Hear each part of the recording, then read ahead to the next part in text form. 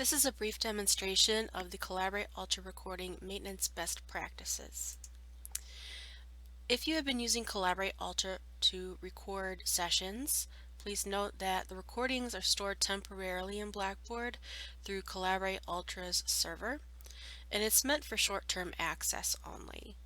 And it's a best practice to actually move any recordings you've created with Collaborate Ultra to the UJA video platform so that they can be closed captioned, and you can share the videos and use their engagement tools to make sure students are actually watching the video. If you are going to be sharing recordings that have students present in them with others, please make sure the video does not contain any personally identifying student information, such as names or email addresses or anything sensitive that could be used to identify a student. So this just means that if you're going to be recording in Psych 101 this semester, you can share that video with the students in Psych 101 this semester, but if students are in that recording being identified and you want to share this video with maybe a Psych 102 next semester, you may want to reconsider that because there could be student information in that video that could be tied back to the student. So please be mindful of any student personally identifying information captured in any videos.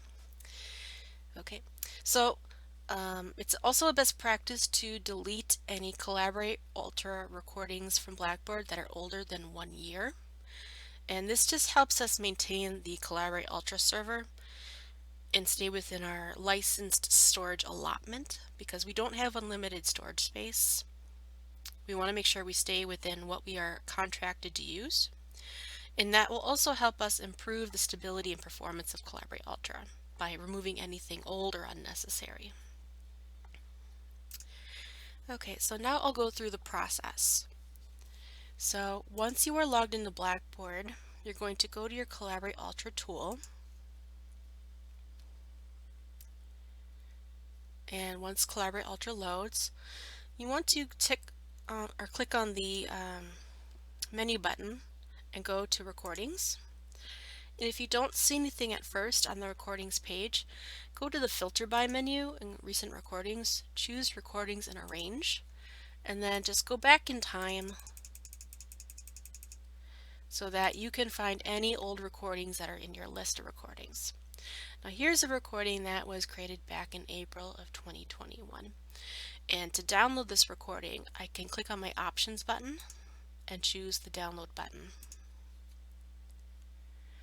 And what will happen is that recording will download to my computer's downloads area. Now please be mindful that the larger the video is, with more audio and video and screen sharing captured in it, and also how long that video is, that impacts the size of the video.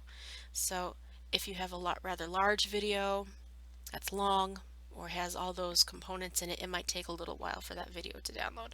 But when it does, it'll be in your computer's downloads area. Okay, one thing to note here also in the Options button, once you are 100% sure that you have downloaded the video and it's now in UJA, you can come back here to this Options button and click Delete. But I don't recommend doing that until you have the video secured on UJA. That way you know you've got your video moved over. Okay, so to move over to UJA, first you have to make sure you've got the UJA tool link in your course menu. And if you don't have UJA in your menu, it's easy to add. Just go to your Add button above the course menu, go to Tool Link, name the tool UJA.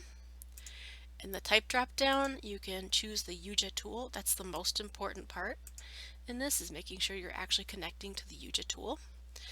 And if it's just going to be you using this tool, you can use leave available to users unselected and just click Submit. And that will add that tool to your menu, like so. Okay, so to access UJA, I'll click on the UJA tool link. And that should take me right to my UJA media page. This is your own personal library in UJA. And to upload a video into UJA, you click on the Upload button at the top of the page. On the Add Media panel, click on Video and make sure you've got this browse selection area here, so click on Browse, and then you can click on the recording that you just downloaded in your downloads area. See how I'm in my downloads, and here's my video that was downloaded earlier today, and I'll click Open. And if I want to, I can click on Manage Captions and just tell Yuja that I want this auto captioned in English. Okay, so that will confirm that this is going to get auto captioned. And I'll click on Start Upload.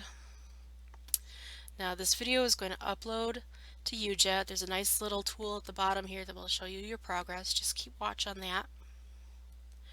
Once it is uploaded, you'll see that it is processing in Yuja, and it will begin to do its process of auto captioning. You'll get an email that looks like this once your video is processed and auto captioned. So this will go to your MATC email. It'll have the title, your video is auto captioned and ready for viewing. Okay, so usually that will take 15 to 30 minutes depending on how large that video is. But once it is ready and available here in Yuja, you can review your captions by rolling over the video and going to Edit. And it's going to launch the video editor. And your captions are going to be on a track called Captions. If you see anything that doesn't look right, what you can do to edit the captions is click on the CC button that's on the play bar underneath the video. And that's going to open up the caption editor where you could just directly click inside the text and make changes. Okay, so if you're happy with how the captions look after you've made changes, you just click Save, and you can click Replace Existing Video, and that's just going to save any changes you made to the caption track onto your video. Okay, and the last piece here is how to share. So if you wanted to make sure you're sharing this video in a class or maybe a future class, what you can do is go into a content area within your Blackboard course, go to Build Content, choose the Yuja Media Chooser. That's going to go to your Yuja tools, and you'll see any videos that you have uploaded here as a part of your video collection.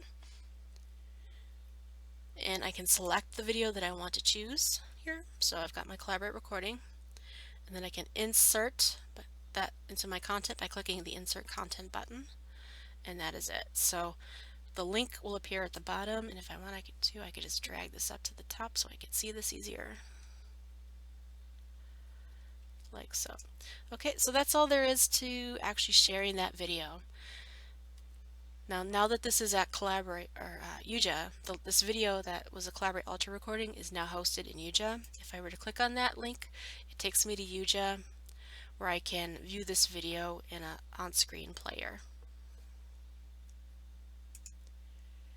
Okay, so once you have that confirmation that video is at Yuja, you can now go back to your Collaborate Ultra screen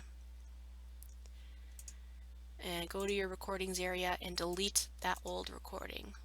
So it will no longer be associated with our Collaborate Ultra server.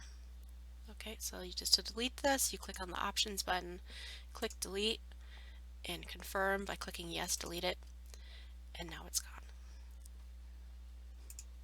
But you always will have this video at Yuja.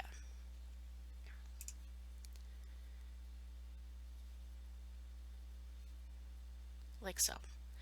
If you wanted to, you could organize this into folders by topic or course by clicking New Folder.